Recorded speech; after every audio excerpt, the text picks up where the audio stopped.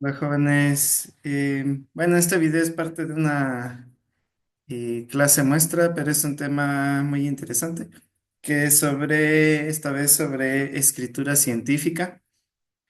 De una vez voy a compartir aquí la presentación. Eh,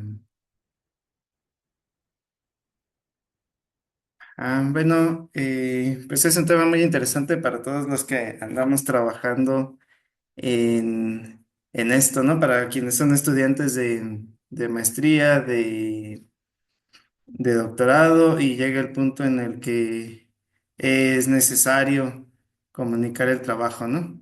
Bueno, precisamente lo que quiero platicar comienza con eso, ¿no? Con que pues uno pasa tiempo haciendo experimentos y después haces un poco de programación para tener tus gráficas con tus datos o tus resultados. Bueno, dependiendo del área, ¿no? Hay quienes, su trabajo es experimental, puede que alguien, no sé, hace simulaciones y tiene ya sus resultados, ¿no? Y bueno, llega el momento en el que después de que tienen resultados, tienes que comunicar lo que hiciste, es parte del trabajo como científicos, ¿no? Em, Bueno, hay diferentes formas de comunicar lo que hacemos en ciencia. Puede ser que vayas a un congreso y comunicas verbalmente lo que hiciste, únicamente requieres una presentación, pero también parte del trabajo y que es una de las principales formas en que uno demuestra lo que hizo es mediante la escritura de artículos, ¿no?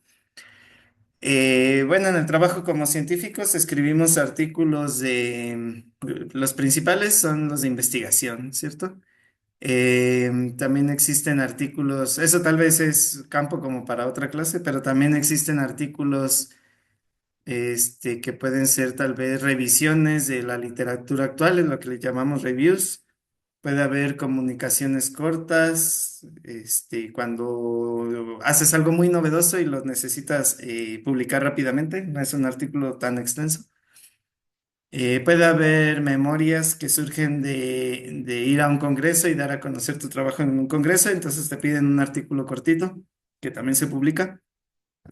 Y pues también tienen todo eso tiene que ir muy bien escrito, ¿no? Actualmente, un campo que antes no se le daba mucha importancia es la divulgación científica. También es otro mundo completamente. Y ahora se le está dando también, bueno, aquí en México el CONACYT le ha estado dando mayor importancia en estos últimos años, ¿no? Este, También es bueno escribir artículos de divulgación científica. Bueno, no es únicamente lo que escribimos los científicos, no solamente la divulgación, también hacemos tesis cuando estamos en el doctorado, en la maestría. Posteriormente, pues puede suceder que ya en el trabajo te toque también dirigir o corregir tesis, ser parte tal vez de la mesa sinodal donde tengas que corregir los escritos de los alumnos.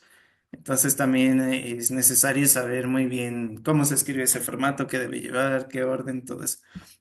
Que eso puede depender de cada universidad o de cada institución.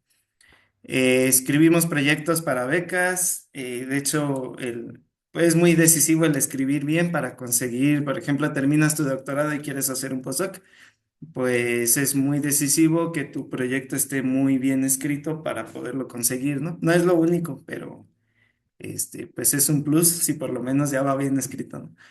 Escribimos también proyectos para buscar financiamiento, ya quienes tienen, no sé, una plaza en una universidad, pues escriben proyectos para tener financiamiento puede ser de CONACYT o de las mismas universidades, para ir armando tu laboratorio, ¿no? Entonces, pues tiene que estar muy bien justificado para qué lo quieres. Todo eso requiere ir aprendiendo a escribir bien. Proyectos para obtener trabajo también.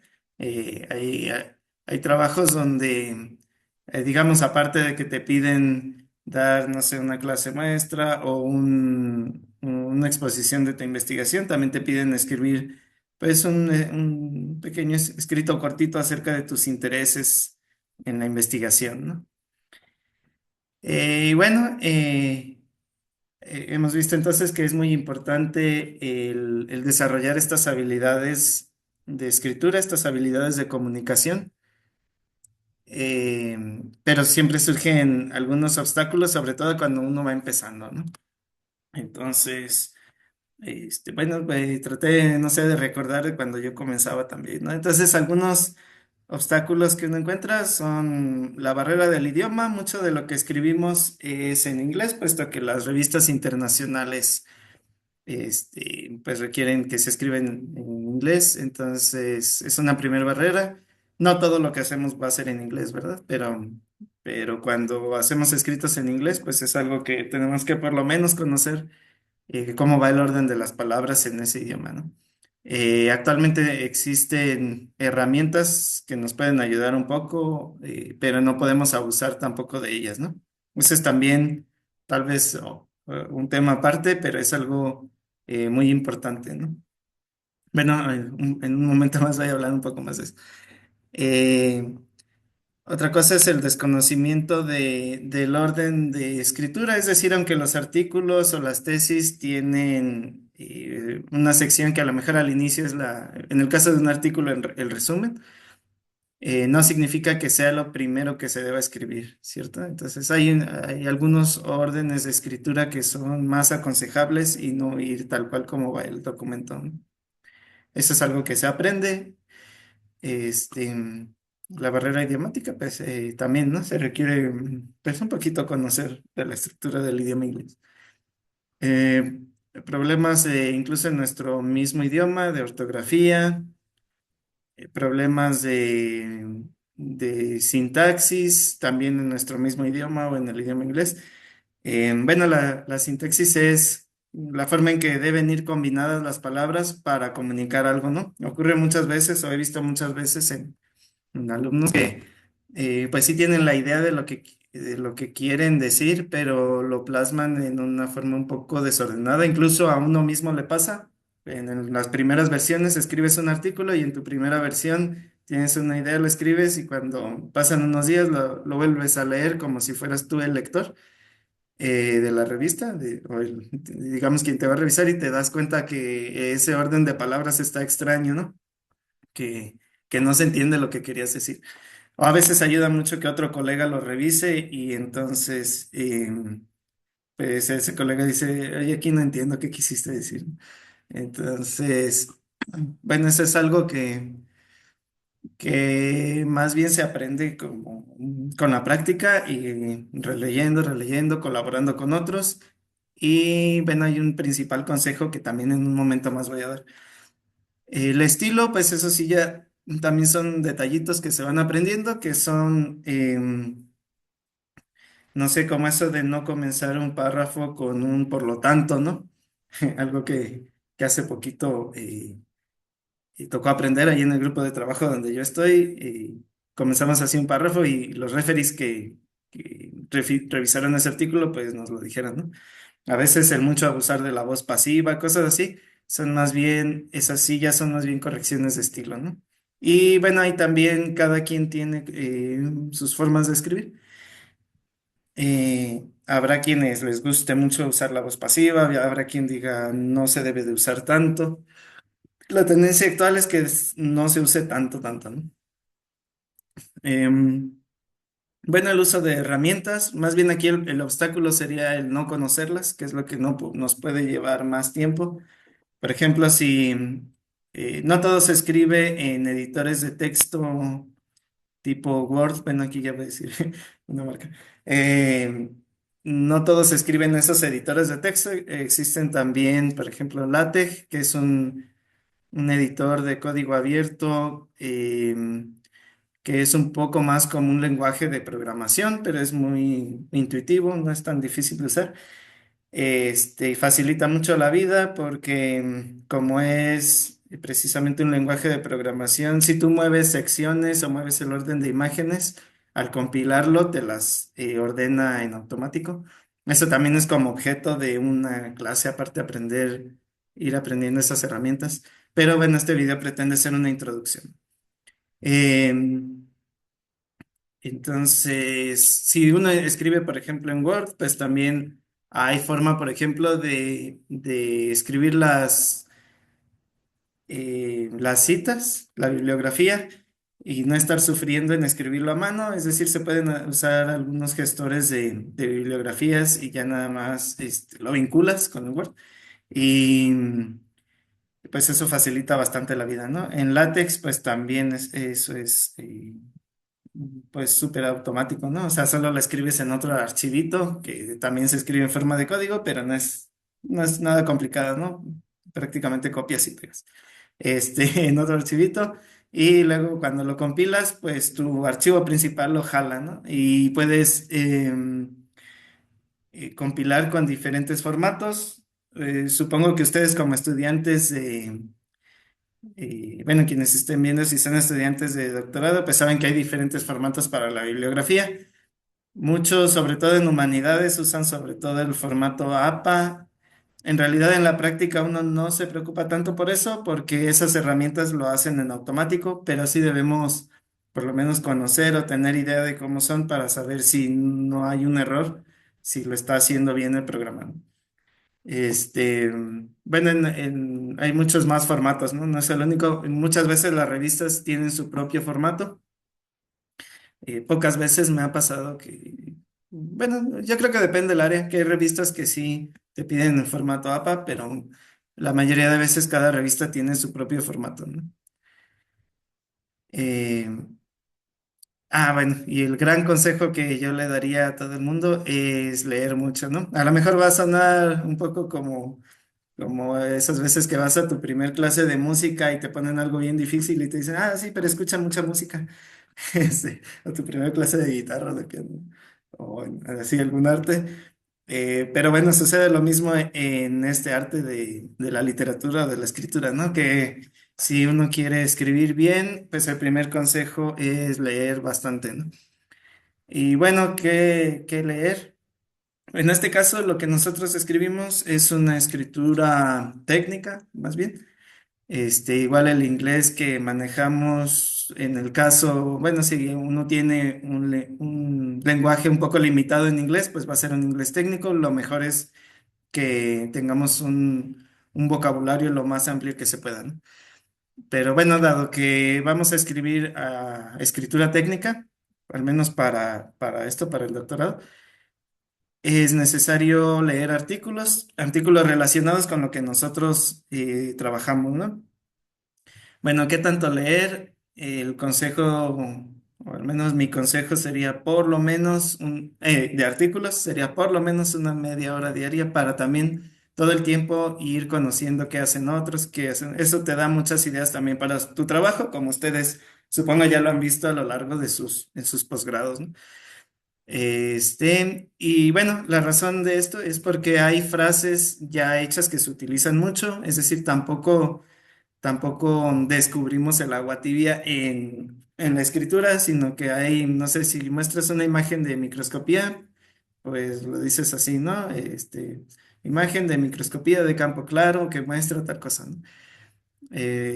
Entonces hay frases ya muy utilizadas que si leemos mucho ya van llegando a nuestra mente en automático, ¿no? Es como también un poco la analogía como para quienes les guste jugar ajedrez, que a lo mejor practicas algunas, no sé, aperturas, algo, y ciertamente tu contrincante no se va a comportar igual como lo viste en un libro, ¿no? Pero ya esos arreglos de piezas te ayudan un poco a pensar, pues aquí si pongo una torre y aprovecho este huequito. Te ayudan a que tu cerebro ya conozca ese tipo de situaciones. Lo mismo pasa en la escritura. Ya tu cerebro dice, necesito una frase similar a la que ya he leído muchas veces, ¿no? Y también cuando escribes mal, se nota, ¿no? Cuando lo relees, algo te dice, no, esto está raro, pero eso es gracias a que lees, ¿no? Entonces, bueno, eso es en cuanto a la lectura de artículos, pero en general es necesario que uno lea libros, así como los niños leen por diversión. Toda la vida uno tiene que leer por diversión, porque eso te va a ayudar a tener un buen estilo, una buena sintaxis. Bueno, también se aprende como un oficio, ¿no? Pero leer te ayuda mucho, te ayuda a tener menos faltas de ortografía. tanto en inglés como en español, ¿no? O sea, cuando ves una palabra mal escrita, pues ya hasta te duele el estómago, ¿no? O sea, la ves rara, gracias a que lees todo el tiempo, ¿no? Entonces, bueno, en el caso de la lectura por placer, lectura de novelas, lo que te guste leer, historia, novela histórica, pues no hay un límite, ¿no? Lo más que puedas. Sobre todo si te dedicas a cosas académicas, ¿no? Em, y bueno, en la escritura de un artículo tiene, digamos que sus reglas bien establecidas de qué secciones debe haber. Bueno, aquí puse un caption de una captura de pantalla de una revista en particular, pero bueno, hay muchas revistas dependiendo de los temas en los que uno ande trabajando. Em, Voy a tratar de buscar aquí.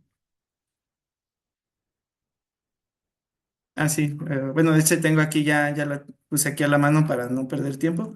Em, Esta es una revista de materiales, de la Material Research Society. Y pues aquí tiene esta es como la portada, digamos, de la página, la página de entrada del home. Y aquí tiene una sección para autores, la mayoría de revistas tienen eso. Bueno, repito, esto es como una introducción a esto de la escritura científica, ¿no? Entonces, y la mayoría, uno en el proceso de escritura o de cuando vas a publicar, empiezas a buscar, también eso es un poco, tiene su arte, a buscar a qué revista quieres mandar tu artículo. Muchas veces te regresan los artículos por no mandarlo a la indicada, pero bueno, esa es otra historia, ¿no? Este, entonces uno va buscando qué revistas, qué factor de impacto tienen. Normalmente le tiras primero los patos de más hasta arriba y si te la regresan le tiras un poquito más abajo. Tiene su arte, ¿no? Em, pero bueno, todas las revistas tienen aquí una sección para autores donde te van diciendo cómo quieren que envíes tú los artículos. Eso a ellos les va a facilitar. No puedes decir, escribo lo que quiera y se los mando porque te lo van a regresar. Bueno, decir ese artículo no encaja con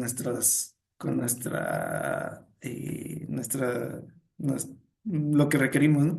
Estos requerimientos le ayudan estos guidelines, le ayudan a los editores a hacer el trabajo un poco más rápido, ¿no? Si te lo regresan de una revista y lo mandas a otra, pues tienes que otra vez cambiarlo al formato de la otra revista, ¿no? Entonces, por ejemplo, aquí, bueno, ya anduve viendo en esta revista en particular y ya sé que en esta sección de text es donde está lo de las secciones que quieren, pero tienen requerimientos para todo, ¿no? Para cómo hacer las tablas, cómo hacer las gráficas. Entonces, vamos a ir aquí al de text.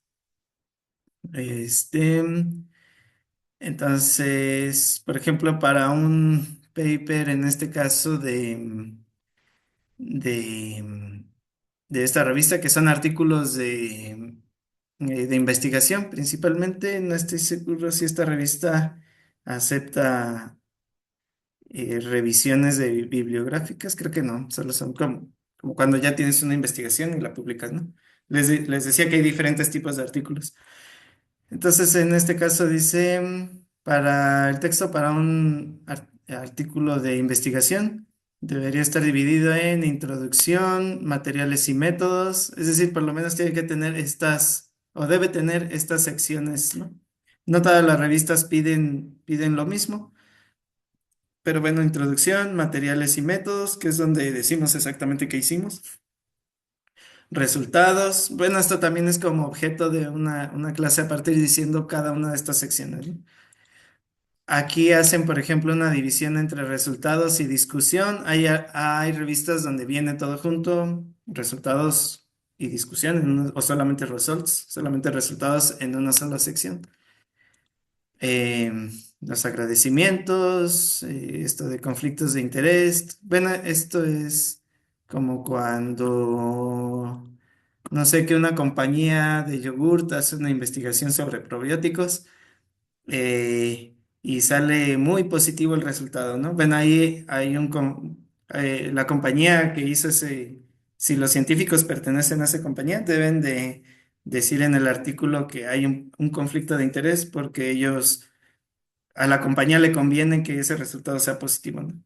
Entonces ya uno como lector sabrá o tendrá que discernir hasta qué punto los resultados, pues si están publicados es que son verídicos, en el mejor de los casos, que fueron bien comprobados, pero ya en la discusión uno debe de discernir qué tanto ellos están realzando porque les conviene su producto o hasta qué punto uno debe como ir con cuidado, ¿no? Es decir, no todo lo que se publica uno puede eh, estar no por completo a favor de algo que ya está publicado, ¿no? Más bien si uno está un poco en contra, pues hay que hacer un trabajo y mejorarlo, ¿no? Sin echarle tierra a nadie. Pero bueno, eso es lo de conflictos de interés. Las referencias.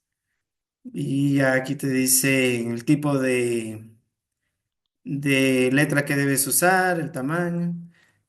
Fuerte plano, o sea, no hacer cosas raras dentro de tu procesador de texto. Los materiales, sí, ajá. Bueno, quien trabaja con animalitos, pues también en algunas revistas, ¿no? Piden algo de que se haya hecho con ética ese trabajo, ¿no? Bueno, en mi caso yo nunca he trabajado solo con cosas de laboratorio, ¿no? Nada vivo. Pero ya depende del campo de trabajo de cada quien. La cuestión de las ecuaciones, las funciones, entonces te va diciendo todo cómo debes de hacer tu artículo, ¿no? No es lo mismo para cada revista, pero pues algunas cosas que todas deben de llevar, pues es el resumen, la introducción, materiales y métodos, resultados, discusión, y ya puede cambiar un poco si algunos llevan algunas frases cortas sobre el artículo, que esos ayudan a que se cite un poco más fácil. Así algunos detallitos cambian entre uno y otro artículo, ¿no? Entre una y otra revista. Entonces voy a regresar a la presentación. Y bueno, les decía que hay un orden de escritura, a pesar de que un artículo está estructurado comenzando por el título, el resumen, todo eso. eh, no es así como se escribe, ¿no? Entonces, bueno, aquí voy a dar un poquito de información sobre eso. Es mejor comenzar por la sección de materiales y métodos. No hay una sola recomendación, ¿no? Uno puede encontrar artículos sobre cómo escribir artículos y libros sobre cómo escribir textos científicos y hay diferentes recomendaciones. En algunos puntos coinciden y en algunos puede variar un poquito, ¿no? Pero bueno, aquí yo les voy a dar una recomendación que a mí me ha funcionado mucho, ¿no? Qué bueno, comenzamos con materiales y métodos. Es lo más fácil de escribir, pues, porque es exactamente lo que tú hiciste, ¿no? Ahí vas a decir, pues saqué tantos mililitros de la solución A y tantos o tanto milimolar de otra solución que hice. Bueno, dos soluciones, tanto y tanto milimolar. Saqué tantos mililitros de una y tantos de otra, los revolví a temperatura ambiente o no sé, a 40 grados Celsius durante 2 horas. Eso es fácil de escribir porque es exactamente lo que está en tus bitácoras que usaste en tu investigación, ¿no? Eh, Vas a escribir todos los aparatos que usaste, la marca de qué marca eran, los reactivos que usaste, de qué marca eran. No sé, en el caso de quien hace simulaciones, pues dirá los métodos numéricos que utilizó, los paquetes. Bueno, hay quienes hacen la simulación con programas muy básicos, ¿no? Que programaron todo en C, en Fortran. Hay quienes usan, no sé, simuladores de fluidos. Entonces, todo eso lo debes escribir en el artículo, ¿no? Y si, no sé, si usaste un programa que requiere una licencia, bueno, solo puedes usar programas que requieran licencias para publicar, ¿no?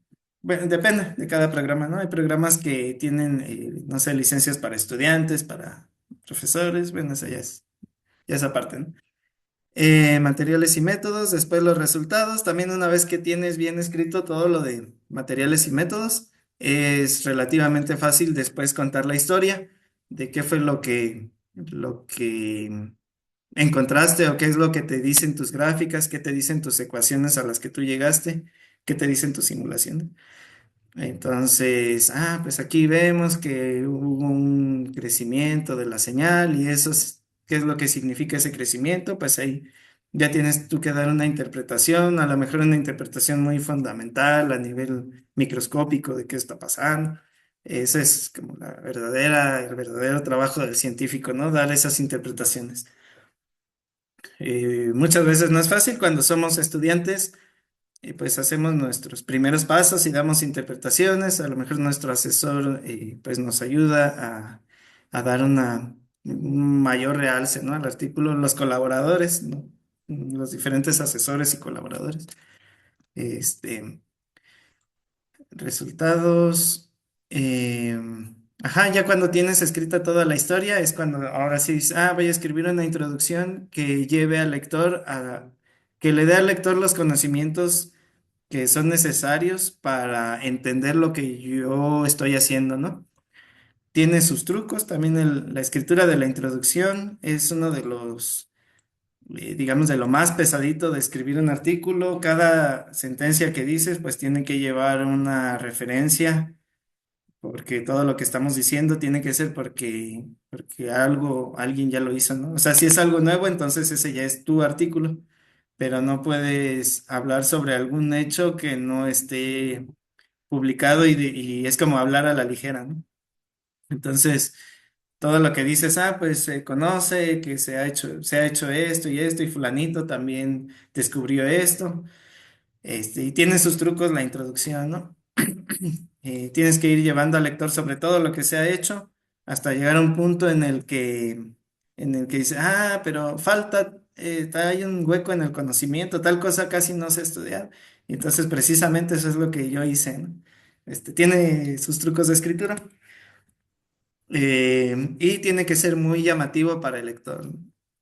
No debe ser una lectura cansada. Sucede mucho que escribimos una primera versión de introducción y queda muy larga, entonces hay que irla recortando, recortando, para que la lectura no sea cansada eso que escribiste no sea cansado para el lector, ¿no?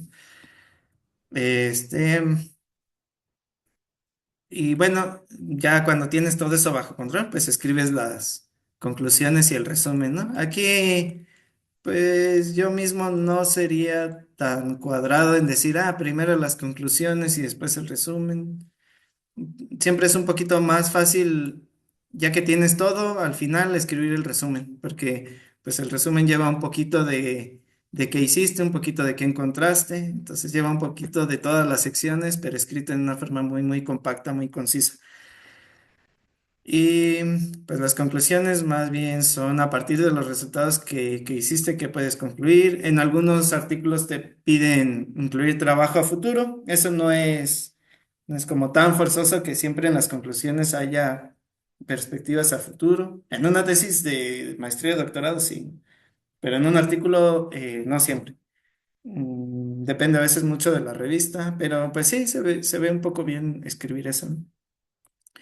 No hay que atiborrar las conclusiones de resultados, ni el resumen tampoco. Es algo que también en el lugar donde trabajo los referees nos han dicho. Este, es decir, uno aprende también gracias a los golpes que nos dan los referees, ¿no? Al mandar a las revistas. Bueno, ¿y por qué razón no podemos escribirlo en el orden en el que está el artículo?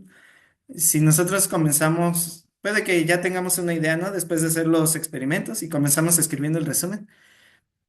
El problema, y después escribimos la introducción. El problema es que cuando estemos ya escribimos materiales y métodos, cuando estemos ya escribiendo los resultados y a lo mejor ya tenemos todo lo anterior, nos damos cuenta ya al momento de escribir de cosas que no habíamos visto cuando solo teníamos los resultados. De hecho, ese es como el siguiente punto que puse en la presentación, que son lo que llamamos serendipias en la ciencia. Así como al hacer los experimentos te aparecen cosas inesperadas y a veces terminas haciendo una investigación que no es exactamente la línea que tú habías propuesto al inicio, porque encontraste algo mejor.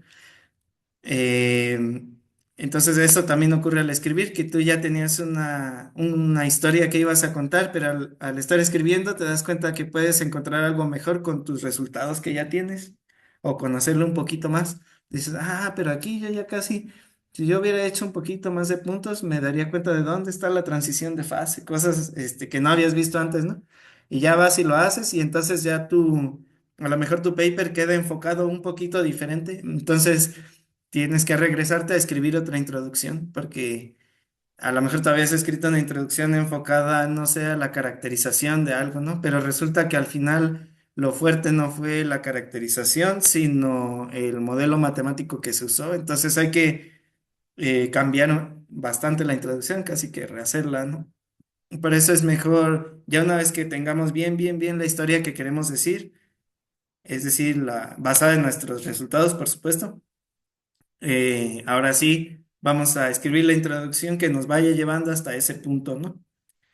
Este, pues sí, este video solo es introductorio, ¿no? Hay muchos detalles de, por ejemplo, de cómo escribir, sobre todo, de cómo escribir la introducción.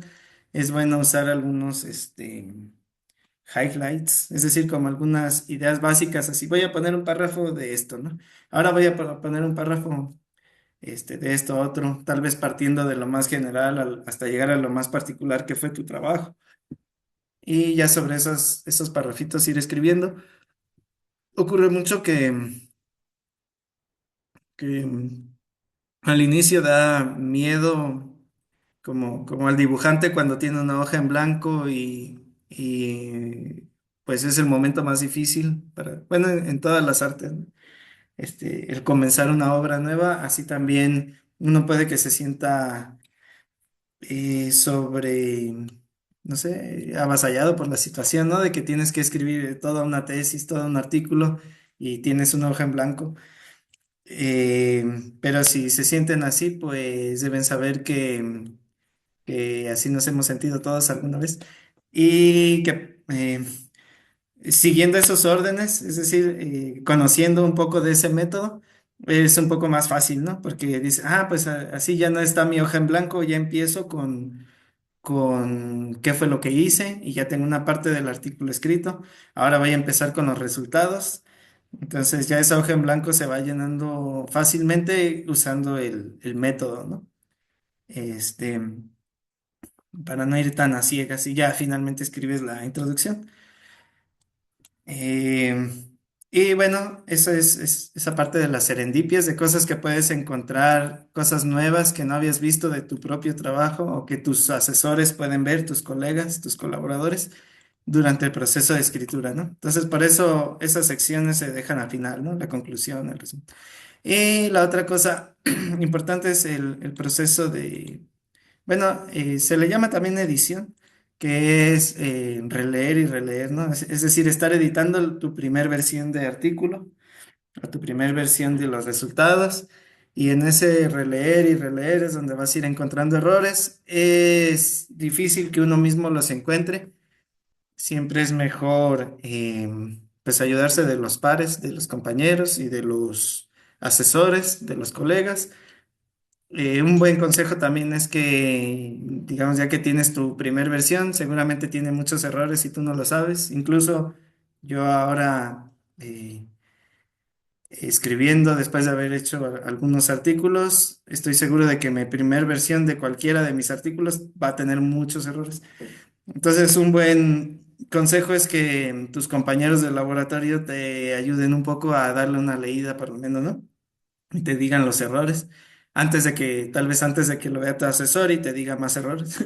Entonces, por lo menos que lleve una pequeña revisión, ¿no? Este, y ya después, todo eso es antes de que salga ese artículo de tu laboratorio y se lo mandes a los colegas, ¿no? A ellos le van a encontrar también más errores. Eh, y pues sí, este solo es como una introducción, ¿no? Hay mucho que comentar sobre cada una de las secciones, sobre las figuras, los colores de las imágenes, hay muchos detalles, en la publicación de un artículo, ¿no? El cómo usar figuras de otros autores, es decir, para no plagiar, sino darles el crédito.